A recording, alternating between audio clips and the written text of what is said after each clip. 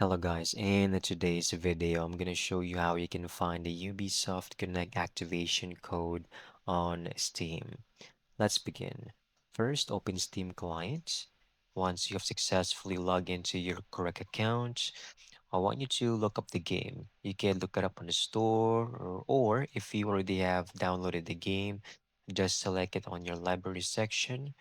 Click on the game or select it and you will see this icon on the right side. Click on it. It will say manage and then hover into manage.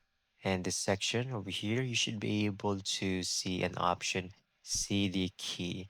Now select or memorize the CD key. Want you to minimize and then open Ubisoft Connect. Then here on your account section or profile, click on it and then click on key activation. Then just simply paste your activation key or code from Steam. You can paste or type it manually and then go ahead, click on activate. And that's it. That's how you can easily get this done. Thank you so much for watching. I hope you found this video very helpful.